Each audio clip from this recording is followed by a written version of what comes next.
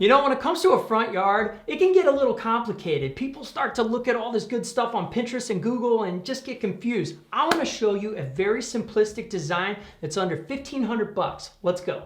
Tip number one is think about spacing. When you're picking out all your plants and bushes, put them a little bit further apart. That way you're not spending as much money. If you put everything together, you're buying more and more plants and that starts to add up. Tip number two is super easy, mulch. Mulch is all you have to do. Don't worry about decorative rock. Decorative rock is gonna get expensive. Mulch is fantastic, it looks good, it comes in lots of different colors and varieties, it holds in moisture, and it's cheap. Your final tip is pick a couple focal points between 2 and 3. These are gonna be a little bit more cost effective, but if you only pick a couple, you're gonna be okay. Japanese maple, a weeping Atlas cedar, or weeping cherry, something cool, even a pot can be a focal point. You do that, your front yard is gonna pop. If you like these kind of videos, make sure you smash this, and go watch this one.